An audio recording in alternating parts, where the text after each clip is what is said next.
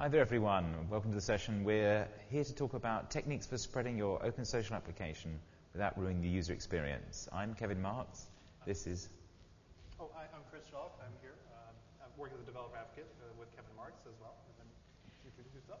Hi, I'm Vivian. I'm working on OpenSocial developer programs at Google. Okay. So what we're going to talk about is thinking about how to spread your social applications. What should your goals be? What are the best practices for user experience?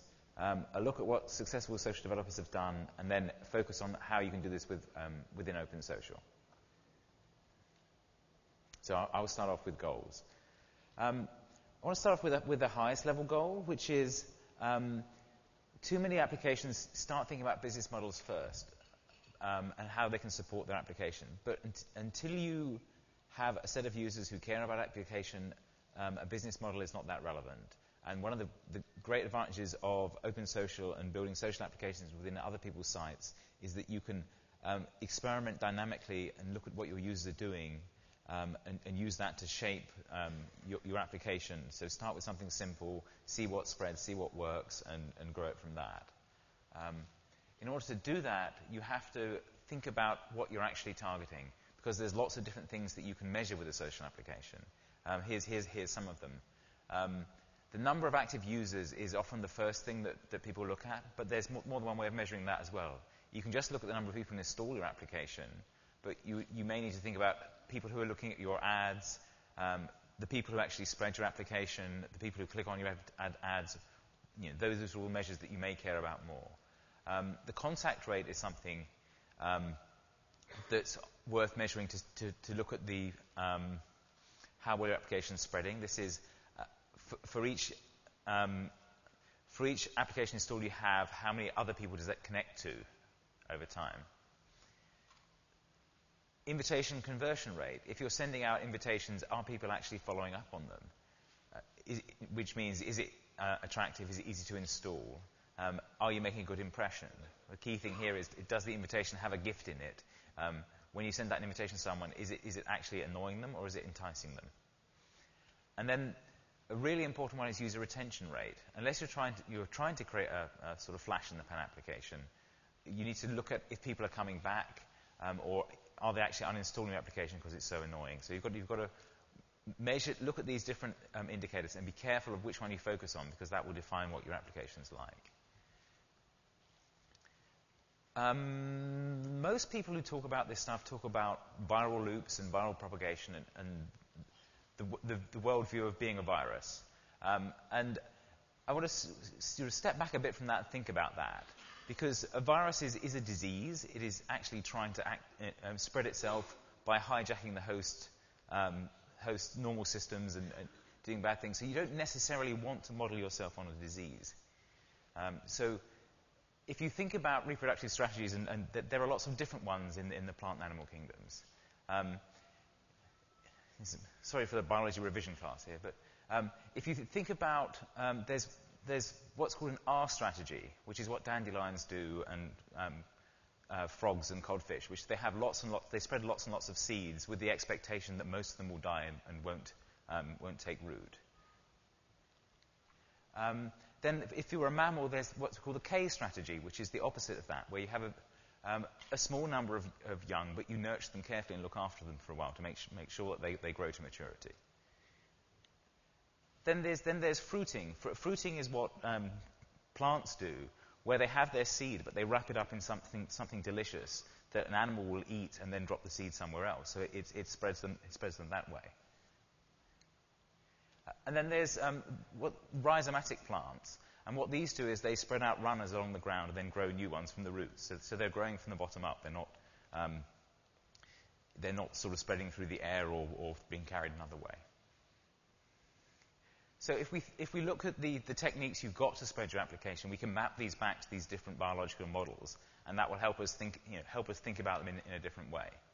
So there are applications that have focused on virality, and they have this idea of doing a forced invitation, where they won't let you do anything with the application until you invite your friends to it as well. And this is something that has annoyed lots of users and is getting banned by the social networks. Then there is incented invites, where if you invite people to join the application, you get more credits within the game or something like that. That's another practice.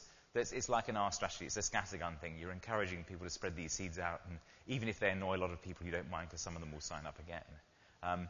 And that's a technique that MySpace recently banned applications from doing as well. But if you think about K strategies, there are a couple there. The idea of letting people use the application without having to install it, to make sense of it in someone else's profile, or to not ask for user information until you've already used it for a bit and made sense of it. That's a K strategy. That's a nurturing strategy, where you're nurturing the user of your application and letting them see the value before they install it. And one-to-one invitations, where you're encouraging people to invite other people with their personal recommendation,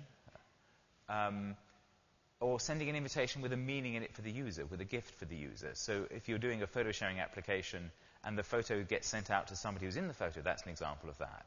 So thinking about when the invitation isn't just a you should sign up for this application, or it's a bait and switch, sign up for this application to find out what somebody said to you. It's here's something lovely, wouldn't you like to find out more?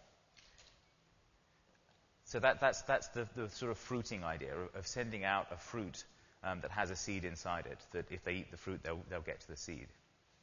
And then if you think about the activity streams in social networks, the little what I did in which application and how those spread out, that's rhizomatic. That's like the strawberry plant that sends out runners and grows from the roots.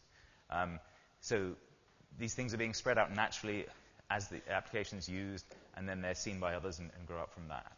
And directory listings are rhizomatic as well. There's a list of applications out there, and people will find those and install them and spread out in that way. So, think about these other reproductive models that aren't viral, and think how they actually apply to your application. Because these are connected. There's a great quote here, which I'll read it out.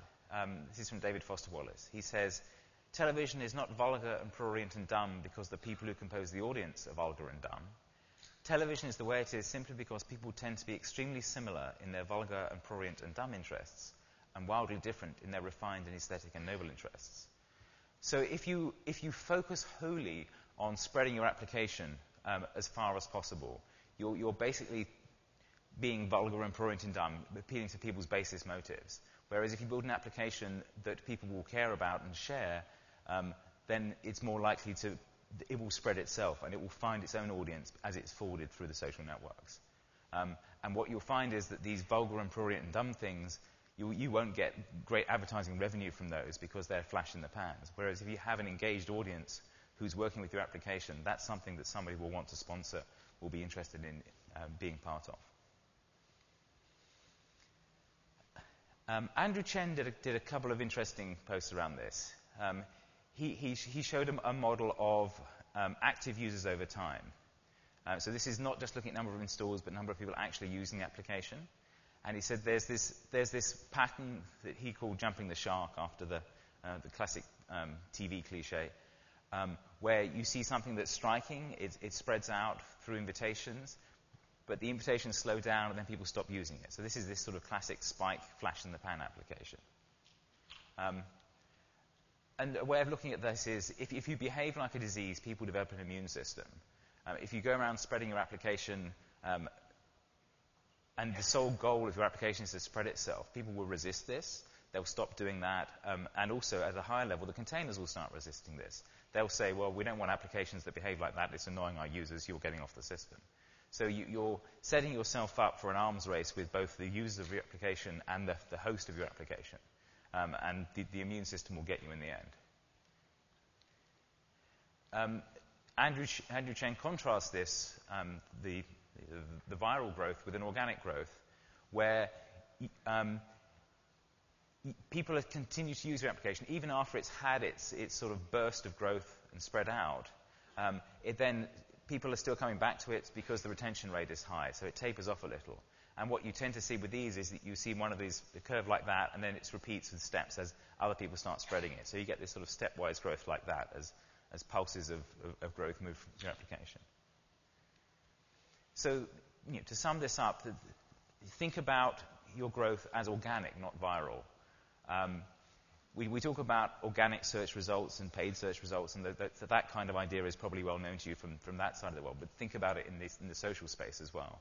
Nurture your users. Make sure your invitations have gifts, and care about the retention rate. Don't behave like a disease. Don't be academic. Don't brute force invite, and don't chase number of installs over engagement with the users. So, hand over to Vivian to explain what you can do to do this. Thanks, Kevin. So Kevin explained some of the goals you should have for growing your social application. And he also explained why organic growth is better than viral spread, because it achieves higher user retention rate. And one of the primary methods to achieve higher user retention rate is to create a great user experience so that your user want to return to your app frequently and they want to bring their friends along. So today I'm going to talk about 5 very simple steps how to create such great user experience. Before I dive into the details, let's take a look at one of the very common scenarios a lot of us probably faced at one time or another in our life. Here is a new user. He finds about a new social networking site, and he gets really excited. He signs up the site and starts to install various apps, such as Zombie, Vampire. They could be quite entertaining, so he continues to install more applications. Buy Me, Poke Me, and Hug Me. How about a little bit more? Fun War, Super War, Hot or Not, free gifts. So at this point, you can see the user is no longer very happy. He started to have a frown face. He's a little bit overwhelmed by the number of the apps available to him, which probably don't really provide a lot of the value to his daily life. At one point or another, sooner or later, the users start to be getting really angry and exhausted. So he decided to simply remove applications and kill them all. Some of these users can go as far as to swear off all the new applications. This is one phenomenon we typically call app fatigue. So when these users recover and start to use applications again, they are really looking for the application that can provide them lasting value. As a developer, you don't want to blow your chance to acquire these users by bringing back the painful memory of exhaustion and app fatigue. Now let's dive into details, look 5 simple steps how to create a great user experience. Step 1, don't make the user decide yet. Many social application developers make the mistake of requiring users to install the app first. Let your user experience the application and help them to make a better informed decision whether their friends are going to like it or not. And it doesn't have to be a binary choice. You can still offer the invite during the initial engagement and interactions. Just don't require it. So here is a very good example of photo board application on Orchid. In this application, you can browse to your friend's photo board and see their photos without actually installing the app. And at the same time, you are offered the choice to create your own. Step 2, engage the user within the social context. So you want your user to return to your app frequently. And one way to do that is always to have fresh content. And what is the easiest way to always have fresh content is to have your user generating them, such as having wall posts, fan photos, and microbloggings in the app. At the same time, you want to design some social interactions among the friends such as designing competition like music quiz, movie quiz, and doing some comparison, what your friends like and dislike, and how about which TV character you are. So here is a good example of engage the user. This is an application on MySpace called Own Your Friends. This application allows you to buy and sell your friends as a pet, and you can make your pet to do certain things. So fresh content is continually available through the buying and selling process on the marketplace. And there is also social interaction because there is market competition. So this is a great example how to provide, how to engage your user within the social context. Step 3, include more usage loops. Before I start talking about usage loops, let's step back to take a look what is invite loop and how it is associated with viral spread. So what is an invite loop? Invite loop is a step a user has to go through to acquire another set of users through direct invitations. And viral spread is really depending on the invite loop. The user acquisition happens primarily through the direct invite. And the first action of the user is always to issue another set of invitations. So earlier, Kevin mentioned that if you want to have the organic growth for your social applications, and we should really try to use the usage loop.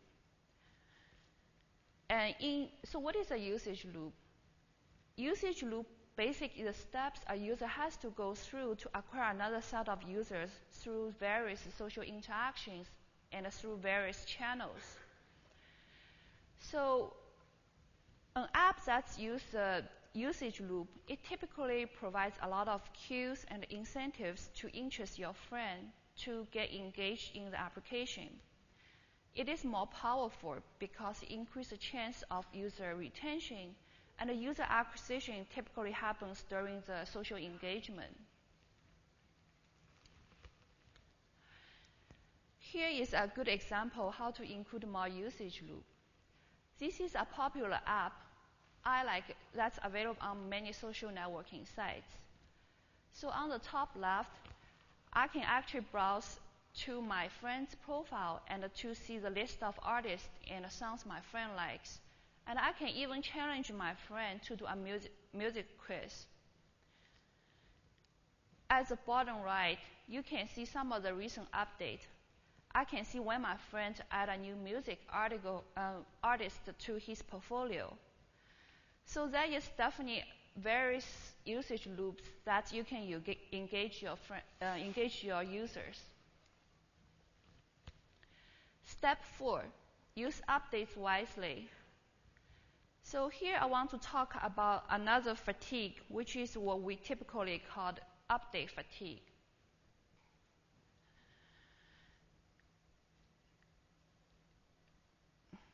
And so some of the suggestions I can provide here is to provide short, precise, and meaningful updates to your friend.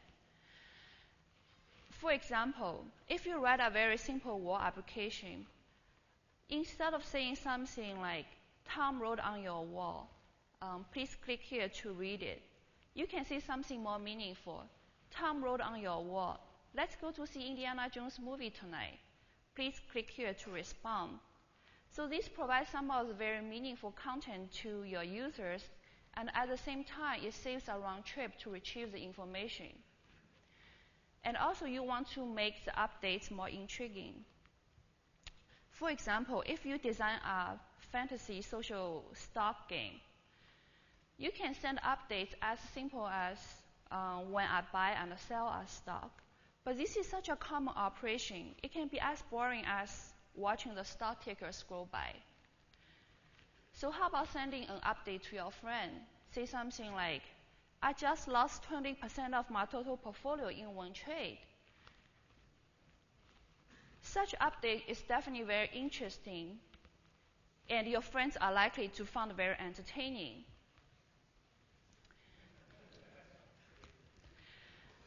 And these days, a lot of the social networking containers, they actually also have policy around the number of updates you can post per application per day and how they're going to filter out the feeds. So realizing that is this restriction and the policy in place, it can really help you to design your application and use updates wisely. So here's a good example how to use updates wisely. This is a very simple application called Super Comments on Orchid. So rather than just a very simple plain text comments application, it actually allows you to embed colorful graffiti, which you can send to the friends. Further, such graffiti is actually available through the updates. So when your friends browse to your updates, when they see the graffiti, they might find it interesting, and some of them might even be curious enough trying to install the application. Last but not least is to respect your users' privacy. So a study on the top 150 Facebook applications found that 9% of the applications, they use the private data such as birthday, and another 82% of applications don't only use public data such as name, network, and the list of friends. And another 9% of applications actually don't use any data at all. However, every application is giving all the private information. This means about 90% of applications are giving more privilege what they really need. So as an app developer, the suggestion I can give you here is trying to really remember the principle of least authority. Don't ask for information more than what you really need. So this is actually to protect both the developer and the user. As a developer, you don't want to be in a situation of explaining to your user why thousands of data being stolen because a hacker found a flaw in your application. As a user, it makes them feel safer, less apprehensive to install the application. When you do need to ask for private information, make sure to explain to them very clearly how you plan to use this information and who has access to those data. Here is the photo board application again on Orchid platform. So this screenshot actually shows you the photo board application asks if you can review the list of friends to the application. It also tells you how they plan to use the information. They plan to send your friends update whenever you have activities on photo board. So this is a great example how to respect the user privacy and tell user how you plan to use the data. So this wraps up 5 very simple steps how to create a great user experience. Now I'm going to hand over to my colleague Chris, who's going to tell us some of our OpenSocial developers, what they say about create a great user experience, and examine some of the implementation in OpenSocial API. Okay? Thank you. So how's everyone doing? I'm just realizing that because I was scheduled back-to-back with the Code Lab and then this presentation that I'm completely starving. I'm watching you guys eating. So anyway, I'll try to get through this. I won't faint, I promise. Anyway, so far Kevin introduced kind of like conceptually what are the different types of organic spread. And then Vivian went through very succinctly with the 5 different best practices. What I'm going to focus on is like, why should you listen to us?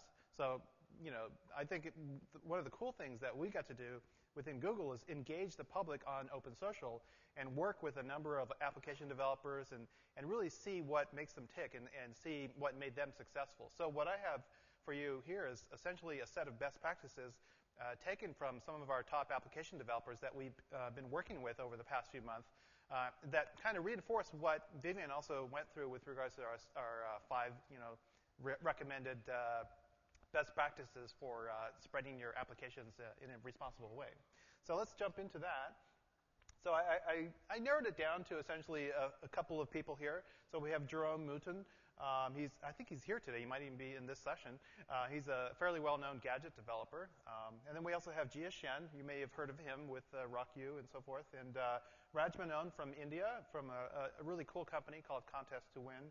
And Lalit Sarna, also CEO of a very successful company that has some really fun OpenSocial apps. So anyway, I have a little bit more bio-info, but the main point here is that I reached out to some of these guys and say, hey, give me what works for you guys. How are you able to be so successful in your OpenSocial applications within Orchid or High5 or what and so forth? So with Jerome, he's a well-known gadget developer. I asked him, what allows you to have such successful gadget apps and have widespread distribution. As you can see in that slide, just kind of talks about some of his previous experience. The main thing that he was doing, he was a big fan of not forcing people to do the traditional viral spread. So this is basically best practice number 1 that Vivian mentioned. Not forcing people, allowing people to opt in as they see fit in a much friendlier way. Because you don't want to force your friends through a painful application installation experience. I've been through it. We've all probably been through it at this point in the early days of viral apps. He's a big fan of activity streams, and actually, pretty much most of the people that I encountered did make full use of activity streams within the container environment, so that you can just kind of update what people are doing and just integrating that into your application. So just post someone, put out a post, when someone changes something or interacts with an application. In this case, he has an example of where, he's changing his time info. Jerome is now in California attending Google I/O, for example, just kind of putting that out there. And that's providing a bit of information, so the application provides a service. And so if people like what they're seeing in this particular activity update, they can say, oh, okay, maybe I'd like to have that bit of functionality associated with my account on this particular environment. So it's a nice, fairly straightforward and friendly way to share your application. Now, Jia Shen, you probably have heard of him from RockU. He's definitely got a well-established background and a lot of successful applications out there already in multiple platforms. Now, Jia is actually a very big fan of, essentially letting the channels drive product concepts and not the other way around. So he kind of backs this up by endorsing, for example, A/B testing, essentially A and B. You have different ways of testing your application, see which one works, which one doesn't work. And so he definitely recommends that. And with regards to the other best practice that Vivian mentioned, the usage loop, he recommends tuning the usage loop, meaning stay engaged in the user interaction with the application, making sure that they're interacting in a positive way and they still feel like they're getting value out of the application, and making sure you address their problems with it. If people are having problems with the app itself, it's not performing the way it's claiming to do, people will obviously not be happy and will remove the app immediately. So yeah, staying engaged, making sure you address issues and release the app and update it and make it better as time goes on. Also, he's very in favor of letting the data guide your decisions on how to bring your applications to the public. So there you can do analysis of the application usage, going over the metrics, seeing what apps work, what apps don't, seeing what aspects of the apps themselves are the most popular. And you just study your analytics, essentially, and be able to kind of focus in on the core things that people tend to like, and then increasing that, releasing better versions of the software that you have that emphasize the positive features that allow the population to continue to grow with this application. And the other thing is he was mentioning is continue that one-on-one engagement. So don't just publish an app and just kind of let it go to sleep. Continue to engagement and think of the personal one-to-one experience within the application itself. Okay. So moving on, we have Raj Menon, the CEO of Contest to Win. So I actually went out to India last fall and we engaged a whole bunch of companies in India who they're actually came through with some really excellent apps into the OpenSocial environment. And so Raj's company was one of them. They actually put together a number of applications that are very social in nature. So that, I believe, was best practice number 2, inviting your friends to compete with you in contests and things like that. So that's an excellent way to responsibly share your application without necessarily using, the uglier viral ways. But, just allowing social interaction to become central to the application. So that's pretty much what this company is all about. They create contests, games, quizzes, and so forth. They make it in a very social environment where people can compete, they can answer quizzes, they can share this with their friends, and they can just use standard mechanisms to do that. So, posting to an activity stream saying, I got this score on this particular movie quiz or something like that. So that's pretty much where Raj is coming from. Their company is very big on essentially, I think it was best practice number 2. We're talking about, using the social context, for sharing and just kind of having that camaraderie between different users within more of like a games or quizzes type of an environment. Also, user-generated content is another thing that they like, just allowing the users to build their own content and integrate that into the application. So, like I said, sharing your scores and all that kind of stuff, sharing your experiences with the application in a social context. That helps to kind of, continue and make it for a much more, I guess, a better shared experience as a whole. And then moving on to Lalit. Lalit is actually CEO of a company, Act On Me. I demoed one of his apps yesterday on the talk where essentially it's just like a simple little app that you can have fun with someone's picture on their profile. It's very simple, but it's also very rich, and it's just kind of just for fun. So in that sense, I think if I were to boil it down to what makes his app successful, simplicity in itself. I mean, the app is it's not really doing much. You're just kind of sending some little kind of interesting like hello message to their profile picture. But of course it uses Flash, so it's visually compelling and it's got sound and stuff like that. But the core simplicity is kind of remarkable because it's like you're not really doing anything. You're just saying hello, but in a kind of a funny way. But that's pretty much at the core of what makes, I think, this set of applications in his company very successful. It's very simple. The messaging is very simple, and that's pretty much it. One quick note is that it's like because it's so simple and people just instantly install it, you do have to be prepared for exponential growth. So if you have like backend databases and stuff like that, you have to be ready to handle these kind of things. Okay. So I talked a little bit about the why it's these best practices are essentially gathered from our experiences with OpenSocial developers around the world. Let me talk a little bit about the how you can actually build these applications within OpenSocial. So in this case, when you're working with OpenSocial applications, you have primarily 3 channels by which you can do this. And these are also kind of mapped up to the way Kevin was explaining as well.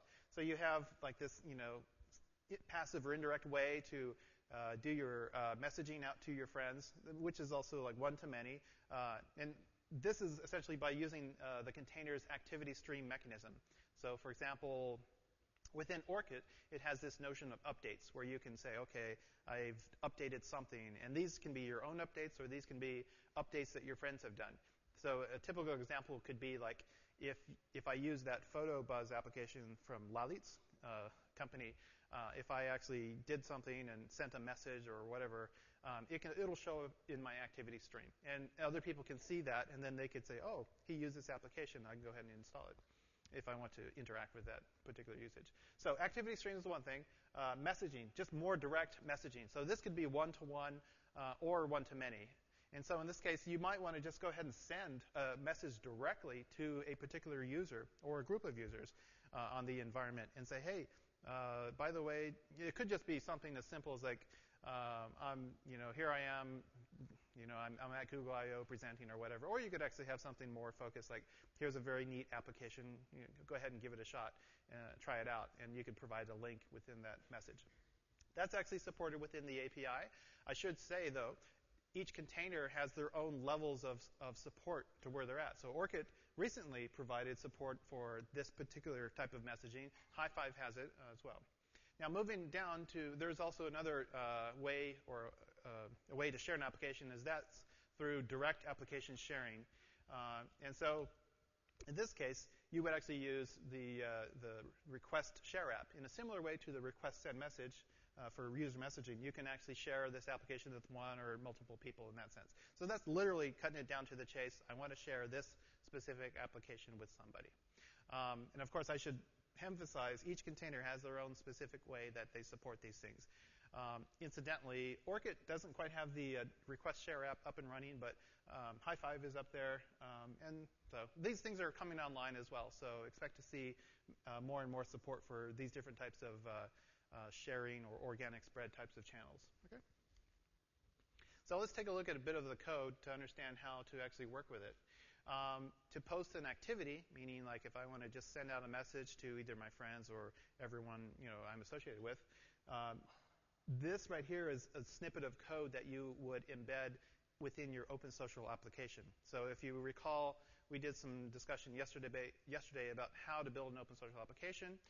Basically, this is a bit of JavaScript code that could be embedded within a much larger application, which could be doing any number of things like that photo application where you're doing something kind of funny to someone's profile picture. This could just be one aspect of it, where it says, "Hey, I'm saying hello to Kevin, and I'm going to post an update to the activity stream for the container." So that's basically it. You follow this typical transaction where you set up a request, and in this case, you have a request creativity, and you set up the actual activity itself, as well as some of the parameters. So in this case, I could have a bit of text that I define as the actual activity, and then I send that off to create the activity. I can also specify a priority, so you can prioritize the activity. Again, it's up to the container to handle this incoming request and process it appropriately. So like I said, Orchid has its own update mechanism, but High5 has its own things, and you could also see if you downloaded Shindig, you could build your own update mechanism or activities mechanism that does that. Okay. Sending a message. Now, this is basically, like sending an email. And with email, you can send a direct message or you can send it to multiple people. That's pretty much the same here. So in this case, there's a snippet of code where you go through and you can define a quick message where you can define, say, like a title. Like in this case, it's in Spanish, this example, hola, which means hello. The body of the message, ¿cómo estás? How are you doing? And then you define that up, and then you define the recipient. This is just an example of sending it to the owner of the page, and then you actually fire off the requestSentMessage. And this could typically be in like a function, like you could build a gadget that, say, has a form, and you fill in the information, and you have a bit of JavaScript that takes the information from the form, inserts it into the parameters, and then kicks off the requestSentMessage, and there you go. You have that sends it off to the container. The container will then process this and handle it accordingly. And so I'll show you in a demo how exactly that's handled, like within an Orchid environment. And then here's like the feature that's also for more direct application sharing. So you just call essentially requestShareApp. You give it like who it's going to, whether it's a single person or owner friends or viewer friends. So these are variable. You can specify who you want it to send it to. And then like the message that you want to be associated with that. And of course you can also assign, say, like a callback function to be invoked once the requestShareApp is handled. And again, this is totally up to the container to decide how it supports this functionality. This is merely the application developer's viewpoint for how they can kick this process off. All right. So let me just show you really quickly what it looks like to interact with some of these things. So I have some apps here. Let me go back to my Vivian was laughing at my young Anakin picture. Yeah, that actually is me. Sorry. Oh, sorry, I forgot to open up one window. I wanted to show you the source code that I have for my, if I could type my own name.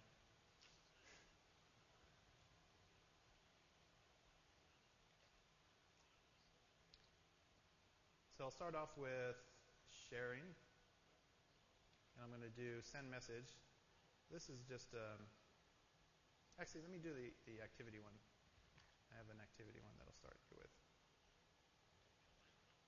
So if I wanted to kick off a simple activity,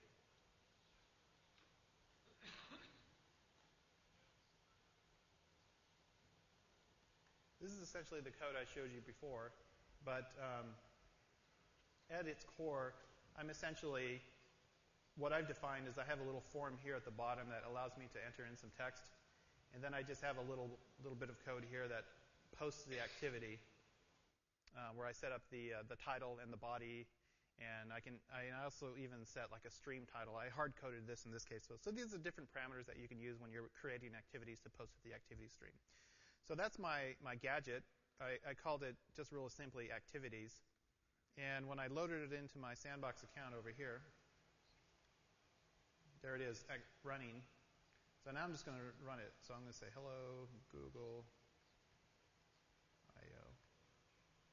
And I'll post the activity. So that's actually making the request, and my callback says, hey, I was successful. I posted the activity. Okay, so where did it go? Well, it's up to the container to decide where and how it handles these things, as I mentioned. So I'm going to go over to my updates section, and if I click on the My Updates tab, I can see here, hello, Google I/O via activities, and this is the actual name of the application. So even if people were curious, they could see, oh, this person used this activities app. Maybe I want to install that or something like that. Okay? So that just came from free. I didn't even have to embed any HTML inside of my message or what have you. It just told me right off the top. So that's basically one example. Let me show you the other example I wanted to.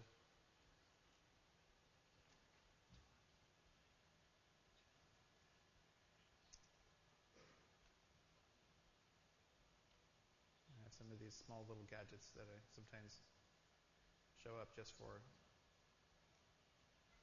And here we go. Oops, probably too much. As you can see here, I have a little form that does the same thing.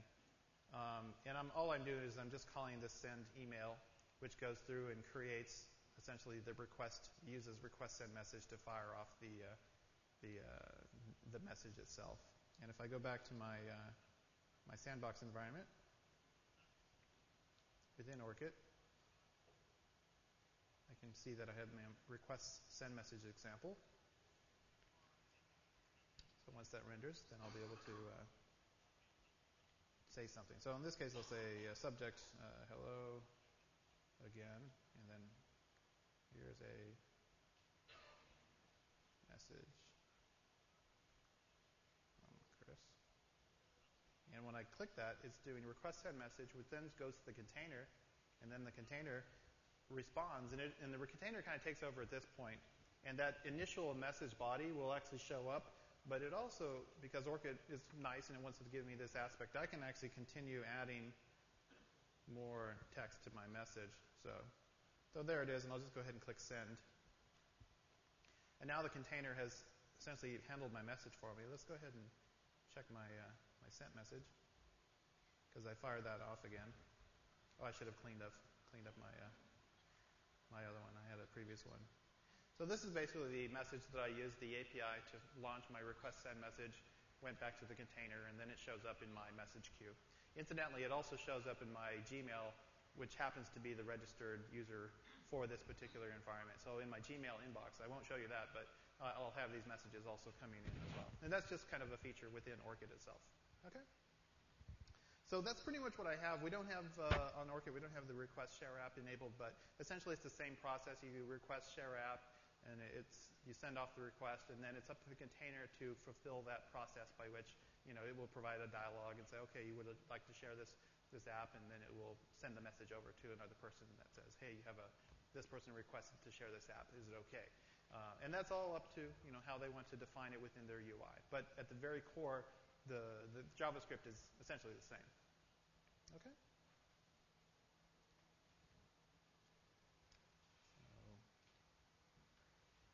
And I think I touched on these points mainly. It's just these features are container specific, so it's up to the container to handle them. So no news there or anything at this point. I think that's about it. Yep. We can enter into our Q&A and take it from here. Do come up to the microphones if you want to ask a question. Yeah, 2 microphones up at the front there. Okay. Or if you don't have any questions, we can wrap it up, and you can catch us afterwards. We can more than happy to stick around a little bit and talk with you guys. Anything? Yeah. Any questions? Okay, cool. Well, thank you very much for